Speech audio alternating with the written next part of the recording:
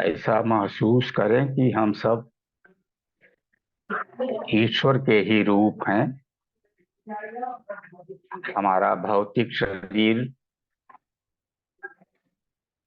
सूक्ष्म शरीर और कारण शरीर सब ईश्वर का ही रिफ्लेक्शन है। हम उसी में स्थित हैं और हम उस अनंत ईश्वर, जो हमारा स्रोत भी है, हम उसी से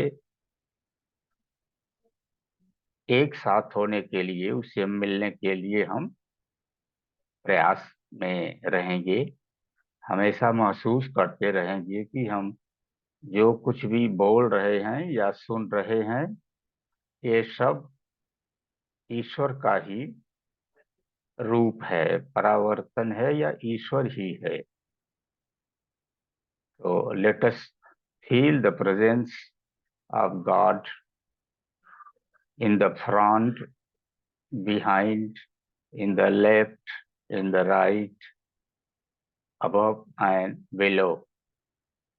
चारों तरफ, पूरे रूम में जहां हम बैठे हैं, पूरे वायुमंडल में, पूरे विश्व में ईश्वर ही उपस्थित है और हम ईश्वर की उपस्थिति में ही छोटे छोटे किरण पुंज की तरह उसके ही रूप को, उसके ही आवाज को व्यक्त करने में लगे हैं। तो एक मिनट यही महसूस करिए कि हम ईश्वर के साथ एक हैं। हम सब आपस में एक हैं। हम सब एक हैं और उस यूनियन में हम ईश्वर को, ईश्वर की उपस्थिति को, ईश्वर की शांति, प्रेम और आनंद को महसूस कर रहे हैं। सच्चिदानंद भगवान के दिव्य आनंद में लीन होने के लिए हम प्रस्तुत हुए हैं।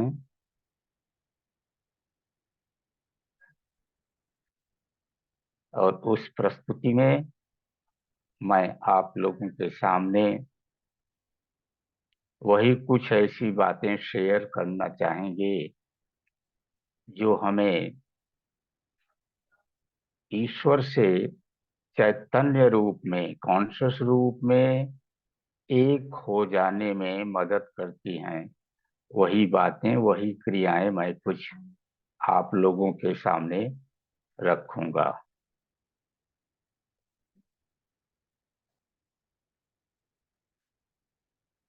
जैसा कि आप में से बहुत लोग जानते भी हों कि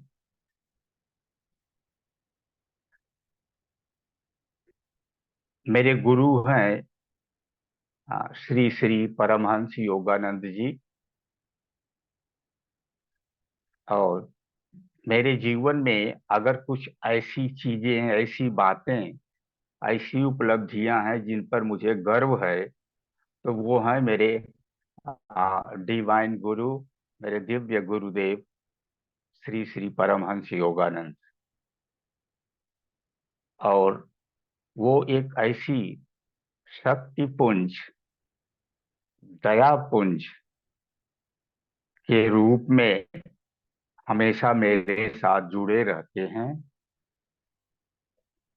जिसे मैं कभी अब नकार नहीं सकता। इनके बारे में अब मैं कितना भी बोलूं, लेकिन वह व्यक्त करना बहुत कठिन है कि वे क्या हैं। हाँ, मेरे उनके बीच जो रिश्ता है, उस रिश्ते को कभी कभी चर्चा का विषय बनाता हूँ तो आनंद आता है उसमें। और आशा करता हूँ कि आप लोग जो भी इन बातों को सुनेंगे, उन्हें भी कुछ न कुछ तो अच्छाई दिखाई पड़ेगी, कुछ न कुछ आनंद भी उनको, आनंद का अनुभव होगा, रसास्वादन करेंगे। तो ये रही गुरु की बात। और गुरुदेव ने, योगानंद जी ने योग ध्यान को ही ईश्वर प्राप्ति का साधन चुना। जैसे ऐसा कहा जाता है, ऐसा माना जाता है कि योग धर्म का विज्ञान है। Yoga is the science of religion. अब जो योग रिलीजन है, इसके माने योग ऐसी ऐसी कुछ टेक्निक से बना हुआ है जिनका रिजल्ट क्या होता है वो भी हमें ज्ञात है। तो उस ज्ञात परिणामों की जानकारी के साथ अपने मन को ईश्वर से सीधा एकदम एक करने के लिए हम जो प्रयास करते हैं वो योग ध्यान में है। तो ऐसा कह लीजिए कि ध्यान जैसे योग धर्म का विज्ञान है, तो ध्यान योग का विज्ञान है। इस रूप में आप ले सकते हैं। और या ध्यान वह सर्वश्रेष्ठ क्रिया है जो हमें योग का योग का जो इंद्रिय भाव है उसका अनुभव हमें प्रदान करता है। मैं पहले भी आगे सत्संग में कहा हूं मैंने कि आ, योग तो ये ध्यान किया नहीं जाता, ध्यान होता है। किया जाता है प्राणायाम, प्रत्याहार, धारणा। ये एक एक किए जाते हैं। जब ये किए जाते हैं सही ढंग से तो उनका जो परिणाम निकलता है वही है ध्यान। इसी क्रम में पतंजलि योग सूत्र में हमको बताया गया है कि यम नियम आसन, ये भौतिक बातें जो है हमारे जीवन की, हमारे व्यक्तित्व की, उनको ठीक रखने के लिए, उनको आ, सुदृढ़ बनाने के लिए, मजबूत बनाने के लिए ये तीनों जो हैं वो नैतिक और भौतिक जीवन के पहलुओं को जीवंत करने के लिए और शुद्ध करने के लिए हमें यम नियम आसन से ज्यादा हमको लाभ मिलता है। जब प्राणायाम में हम आ जाते हैं तो प्राणायाम का असर हमारे शरीर पर भी पड़ता है, रोग मुक्ति में भी सहायक होता है। लेकिन प्राणायाम से ही हमारा जो उन्मुखता हमारी है, हम उन्मुख हो जाते हैं ईश्वर के तरफ, ध्यान के तरफ। तो वही प्राणायाम, प्रत्याहार। प्राणायाम का मतलब वो प्राणायाम की कुछ टेक्निक होती है। उनकी जो तकनीकी है वो पूर्णतः साइंटिफिक ढंग से काम करती है। जैसे आनापान सती ध्यान करने वाले हमारे साथ जुड़े हुए बहुत से मास्टर हैं। तो आनापान सती क्या है? वो एक प्रकार का प्राणायाम है। जब हम प्राण को पकड़ करके साधना करते हैं, प्राण से जुड़े हुए, प्राण को समीप रख करके जब हम साधना करते हैं तो वही है प्राणायाम। तो अब मैं इन तीन बात, प्राणायाम, उसके बाद में प्रत्याहार। प्राणायाम केवल करते जाएंगे और हमारे इंद्रियों को हम स्वतंत्र रखेंगे अगर, तो उनके विषयों से, जो उनसे जो इंद्रियों का सुख होता है, जो भौतिक सुख है, जो आ, सांसारिक सुख है, तो उसमें ही हम हमेशा डूबे रहेंगे। इसलिए प्रत्याहार की बात आती है कि हम इंद्रियों को उनके ऑब्जेक्ट से, उनके विषयों से कैसे समेटें। इंद्रियों को उनके विषयों से समेट करके, वहां से टान करके हम अपने अंतःकरण की ओर जब ले आते हैं चेतना को, तो वही प्राणायाम में प्रत्याहार में वही होता है, दैट इज प्रत्याहार।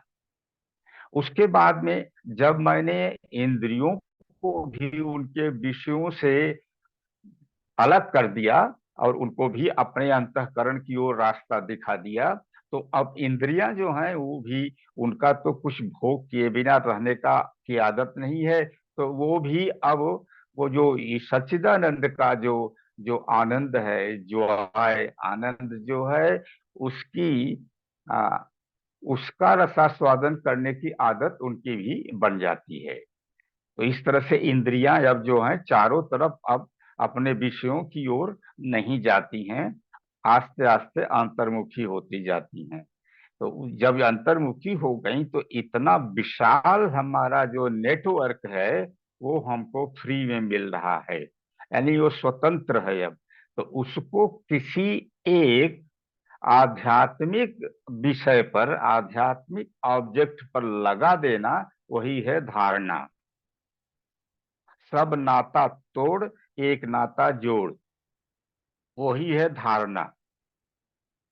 और वही धारणा, जब हम धारणा हमारी जब आगे बढ़ती है तो ऑटोमेटिक हमारा ध्यान लगने लगता है और हम ध्यान का अनुभव करते हैं, ध्यान का रसास्वादन करते हैं। और उस ध्यान में हम बहुत नई नई बात, नई चेतना, नई ऊर्जा, नया प्रेम, नई शांति, नया आनंद हमको मिलने लगता है। जब इतना होने लगता है तो इसके माने हम निश्चित रूप से फाइनली हम अब आध्यात्मिक यात्रा में प्रवेश कर चुके हैं। तो हमारे गुरु जी श्री योगानंद जी का यही अप्रोच था, माने that is you can say scientific approach to religion. Scientific कहने का मतलब क्या होता है? साइंटिफिक होने का मतलब ये कि जिसे हम जब चाहें तो उसका हम प्रूफ अपने सामने रख सकें। प्रूफ का मतलब जैसे अगर आप नियमित प्राणायाम करेंगे तो मन की स्थिरता बढ़ेगी, मन की शांति बढ़ेगी।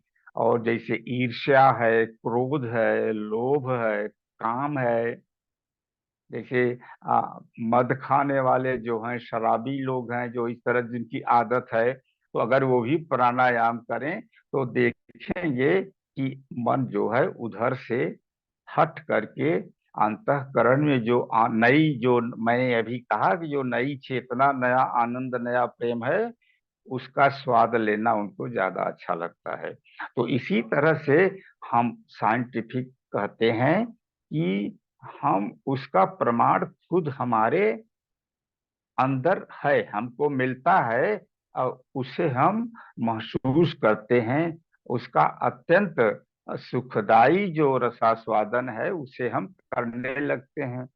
यानी जो ध्यान करता है कई घंटे रोज, तो हमेशा वो शांति और कंफर्टेबल पोजीशन में रहता है, और लोगों की तरह भी वो है।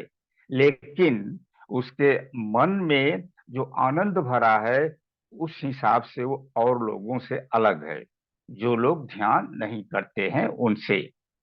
तो इसीलिए गुरु जी का ये कहना था कि और जो रास्ते हैं ईश्वर को पाने की साधना के, वो सब जैसे आप जैसे कार से जा रहे हैं, कोई बैलगाड़ी से भी कहीं जाता है, इस तरह तमाम इस तरह के साधन हैं जिनसे हम जाते हैं। लेकिन ये जो है, उन्होंने ध्यान का जो तरीका है, इसे उन्होंने कहा ये एरोप्लेन वे है। एरोप्लेन से हम चल रहे हैं बहुत जल्दी, उसकी स्पीड बहुत ज्यादा होती है। तो इसलिए उन्होंने ये भी कहा है, आप मुझसे अधिकांश लोगों ने उनकी कुछ किताबें पढ़े होंगी, इंक्लूडिंग ऑटोबायोग्राफी ऑफ योगी, जिसका हिंदी अनुवाद है योगी कथामृत।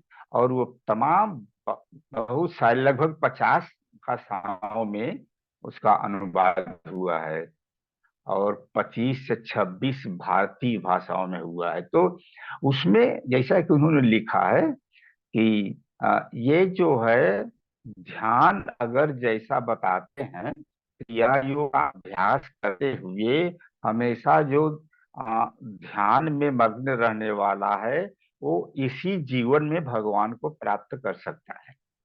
अब ये रही थ्योरी जो मैंने उनके राइटिंग से सीखा, उनके उपदेशों को सुन करके सीखा। अब वो हम इस जीवन में ही भगवान को पा जाएंगे कि नहीं, ये निर्भर करता है हमारी साधना पर, हमारी साधना पर। लेकिन इसमें क्लियर हुआ कि हम जिस रास्ते पर चल रहे हैं वो हमें स्पष्ट है कि हम किधर जा रहे हैं, कैसे जा रहे हैं, हम कहाँ पहुंचेंगे। ये तीनों बातें जो हैं वो स्पष्ट हो जाती हैं। यानी साधना, साधक और साध्य। साधना, साधक, साध्य। साधक मैं हूं, यानी हम सब लोग हैं, आप भी साधक हैं। और साधना जो आप प्रैक्टिकल जो प्रैक्टिस आप जो करते हैं, चाहे जैसी भी किसी तरह की करें, वो आपकी साधना है। साध्य क्या है? आ, ईश्वर का साक्षात्कार, सेल्फ रियलाइजेशन। तो उन्होंने इस बात पे जोर दिया था कि हमें सेल्फ रियलाइजेशन को फोकस मान के साधना करनी चाहिए। ये जो सेल्फ रियलाइजेशन एक ऐसा टर्म है जो लगता है जैसे गॉड रियलाइजेशन से कुछ अलग की चीज है, लेकिन ऐसी बात है नहीं। सेल्फ जैसे राइटिंग जब करते हैं, हम लिखते हैं कुछ, हम तो उसमें अंग्रेजी में लिखते हैं तो सेल्फ जो है स्मॉल एस से लिखा जाता है। जब उसे कैपिटल एस से लिखते हैं तो उसका मतलब हो जाता है कि वो सेल्फ जो है, that is our divine self. और जो हमारा जो आध्यात्मिक स्वरूप है, हम आध्यात्मिक आध्यात्मिक बीइंग हैं। हम हमारे पास एक शरीर है, लेकिन हम शरीर नहीं हैं। हमारे पास एक मन है, माइंड है, लेकिन हम माइंड नहीं हैं। और हमारे पास एक आत्मा है, ऐसा कहना भी ठीक नहीं है। हम आत्मा हैं। हमारे पास एक शरीर है, हमारे पास मन है, हम आत्मा हैं। इसका मतलब कि आत्मा ही जो, मैं आत्मा हूं, आत्मा मैं हूं। और वो आत्मा जो है वो इस शरीर में, दोनों शरीरों में वास करता है, एस्ट्रल बॉडी में और फिजिकल बॉडी में। इन दोनों बॉडी में, दोनों शरीरों में वास करता है वो। अब इसमें जो वास करने की जो विधि है, जो एटमॉस्फेयर उसको मिलता है, उसमें वो अपने असली रूप को भूल जाता है। तो असली रूप को भूली हुई आत्मा की जो अवस्था है, उसी को कहते हैं ईगो, उसी को कहते हैं अहंकार। अब वो अपने एक गलत, जैसे कोई शराब पी के गिरा हुआ है रास्ते में, किसी गली खाई में गिरा हुआ है, गंदे पानी में गिरा हुआ है। उस समय उसको ये नहीं मान, उसको ये भूल जाता है कि जब वो नशे में नहीं रहता तो उसका व्यक्तित्व क्या होता है, उसे कैसा अनुभव होता है, कैसी बातें सोचता है, कैसे देखता है, वो सब उसे भूल जाता है। ठीक वही बात होती है आत्मा की जब वो शरीर में रहती है। और उसको शरीर में तो रहना ही है।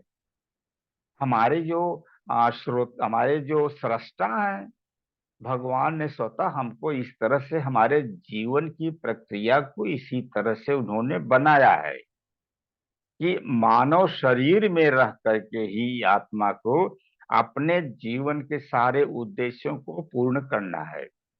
पूर्ण करने का मतलब ये कि उसे फिर से जैसा उसको बनाया था भगवान ने, जितना पवित्र, जितना जितना पवित्र, जितना विवेकवान, जितना शक्तिशाली बनाया था भगवान ने, उसी रूप में हम वापस जब भगवान के पास पहुंचते हैं तो हमारा ये जो जन्म जन्मांतर का आवागमन है, ये हमारा बंद हो जाता है। उसी को कहते हैं कि आपको सिद्धि मिल गई, मुक्ति मिल गई, आप ईश्वर को पा गए। इस तरह विभिन्न तरीके से हम उस अवस्था का वर्णन करते हैं। तो गुरु जी का ये कहना है कि मनुष्य जीवन का उद्देश्य जो है वो ईश्वर को जानना फिर से, और ईश्वर को पाना, और ईश्वर के साथ एक हो जाना। अब ये इतना बड़ा उद्देश्य है, इसको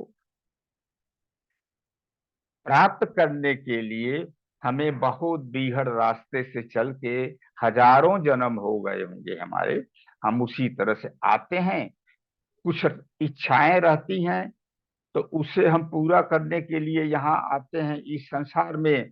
तो उसको तो पूरा करने में परेशान होने हैं बहुत ज्यादा, तभी पूरा नहीं होता। वो इच्छाएं तो न तो उनकी हम फुलफिलमेंट करते हैं, न उन्हें हटा पाते हैं।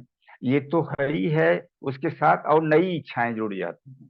तो जब तक डिवाइन लॉ बनाए गए हैं, दिव्य कानून बनाए हुए हैं, भगवान ने ही बनाया है, ताकि उसी कानून से हमारा ये शारीरिक जीवन जो है, शरीर में आत्मा का जो जीवन है, वो उसी कानून से, उन्हीं नियमों पर आधारित होकर चलता है। तो उसमें यही बात है कि आप, जब आपकी सारी इच्छाएं या तो पूरी हो जाएंगी और या खत्म हो जाएंगी, बिना पूरी किए हुए अगर वो आपका मन छोड़ देंगी, आप जब डिजायरलेस हो जाएंगे, इच्छा विहीन जब आप हो जाएंगे, तभी आप आगे बढ़ सकेंगे। नहीं तो जब कारण शरीर में पहुंचने की जो बात है, उसके काफी पहले हम एस्ट्रल बॉडी में ही रह जाते हैं। तो इसी हिसाब से है। तो इसके लिए उन्होंने ये कहा कि अगर आप ध्यान करते हैं, तो सीधे आपका जो मन है वो सीधे ईश्वर के पास जा करके वहां पर अपना जगह देखता है। अपनी पुरानी यादगारें भी थोड़ा छिटपुट आ जाती हैं, फिर जब हम ध्यान से उठते हैं तो वहां से लौट आता है। तो इसी तरह से मानव का उद्देश्य एक अपने आप में एक बहुत बड़ा प्रश्न है, जो बहुत से गोष्ठियों में, सेमिनार में ये प्रश्न उठता है कि जीवन का उद्देश्य क्या है। अब जो लोग ये भी कहते हैं कि हम भगवान को ही नहीं मानते हैं, तो अब जीवन का उद्देश्य उनका अजीब ढंग का उद्देश्य बताएंगे। अच्छा भी बताएंगे तो बहुत सीमित रहेगा। मतलब लाइफ की जो जर्नी है हमारी, उसका उद्देश्य दो, उसके दो पहलू हैं, होलनेस एंड होलीनेस, संपूर्णता और पवित्रता। होलनेस यानी फुल लाइफ। ईश्वर अनंत है, हम भी अनंत हैं। अब बताइए ये कितनी बड़ी बात हुई। हम भी अनंत हैं, तो उस अनंत भाव को जानने के लिए तो हमें बहुत साधना करनी पड़ती है। तो इसके लिए योगानंद जी ने एक बात, रियलाइजेशन जो है उसकी परिभाषा उन्होंने दी कि सेल्फ रियलाइजेशन क्या होता है। तो उनकी परिभाषा के अनुसार self realization nothing but to know to know that state of knowing in body, mind and soul. माने जो कुछ भी हम जानते हैं, जब उसे हम अपने शरीर, अपने मन और अपने आत्मा में जब हम जान लेते हैं, तभी वो सेल्फ रियलाइजेशन होता है। हम अभी, तो हर आदमी जो है एकदम ऑर्डिनरी आदमी जो है, जो कोई साधना नहीं करता, कोई प्रयास नहीं करता, तामसिक गुणों के अंदर में ही रहता है, वो भी चीजों को जानता है, लेकिन वो केवल भौतिक स्तर पे उनको जानता है। तो सेल्फ रियलाइजेशन जिसको हुआ है, वो उसको शरीर में भी जानता है, मन में भी जानता है, आत्मा में भी जानता है। तो ये तभी संभव होगा जब हम अपने अंतःकरण में प्रवेश करना सीखेंगे और अपने कण कण को हम पवित्र करेंगे। उसके बाद ही हम उस पवित्र 100% जो पवित्र है, ईश्वर जो आत्मा हमारी है, हम उसको जान पाएंगे, और तभी सेल्फ रियलाइजेशन कंप्लीट होता है। क्योंकि सेल्फ का माने ही हो गया, सेल्फ के तीन भाग हो गए। इन तीन शरीरों में जो रहता है तो उसके तीन भाग हो गए। पहले हम अपने, जैसे आपको अगर ध्यान, आप ये साधना कर रहे हैं, एक साधक हैं, आपको अपने शरीर की भी देखभाल करना होगा, आपको स्वस्थ रहना होगा, आपको बीमारियों से मुक्त रहना होगा। क्योंकि ये जो भोग और रोग की जो बात है ना, इसमें हम इन दोनों से जब ऊपर चलेंगे तभी हम योग में प्रवेश करेंगे। तो योग, रोग और भोग, इन तीनों में से जब हम साधना करने से, जब हम साधना सतत करने लगते हैं, अनवरत साधना होती है, तो हमारे ये रोग जो बाधाएं बन के हमारे साथ अब तक रहे, धीरे धीरे वो खत्म हो जाएंगे और नष्ट हो जाएंगे। इसी तरह से भोग की जो इच्छा, जैसे मैंने आपसे कहा, सेल्फ रियलाइजेशन की परिभाषा देने में योगानंद जी ने कहा है, तो भोग करने के भी कई तरीके होते हैं। जैसे जब हम ध्यान करते हैं, या आप लंबा ध्यान करते हैं, गहराई में ध्यान करते हैं, तो आपको कितना आनंद मिलता है, तो आप भोग कर रहे हैं, आनंद का भोग कर रहे हैं। अब उसी का मतलब है उनके कहने का कि हमारा जो है वो आत्मा के रूप में, आत्मा में ही किसी चीज का हमको जान हो रहा है। यानी हम आनंद को जान रहे हैं। कैसे जान रहे हैं? उसका भोग करके हम जान रहे हैं। हम आनंद को जान रहे हैं, आनंद का भोग करके। लेकिन वो पूर्णतया, वो सोलफुल एक्सपीरियंस है, वो आत्मिक अनुभव है, वो ईश्वरीय अनुभव है, आध्यात्मिक अनुभव है। तो वो, लेकिन जो निम्न स्तर का जो अनुभव कर रहा है, जो भोग कर रहा है, वो आध्यात्मिक नहीं है, वो सांसारिक है। तो उससे रोग होंगे, तरह तरह की परेशानियां बढ़ेंगी उससे, और आपको वो निम्न स्तर का जो भोग करने का तरीका है उसी में रखेंगे। तो योगानंद जी ने एक बात ये कहा कि हमारे जीवन का जो उद्देश्य है वो है ईश्वर लाभ करना, ईश्वर को प्राप्त करना, ईश्वर को जानना, ईश्वर को पाना। इन सब का अर्थ एक ही होता है। हम असल में ईश्वर को पा गए हैं, इसका मतलब एक ही मतलब होता है कि हम ईश्वर को जान लिए हैं। और ईश्वर को अब जानेंगे तो उनका ये कहना है कि हम कभी भी ईश्वर को अपने इंटेलेक्ट से, अपने बुद्धि से नहीं पा सकते। हम अपने इंद्रियों के माध्यम से ईश्वर को कभी नहीं पा सकते। उनको पाने का जो तरीका है उसको कहते हैं इंट्यूशन, अंत ज्ञान। अंतर्ज्ञान जो है उसमें, और जो इंद्रिय के द्वारा होने वाला ज्ञान है, उनमें फर्क ये है कि वो डायरेक्ट नॉलेज है, इंट्यूशन जो ध्यान में होता है। तो वो डायरेक्ट नॉलेज जो है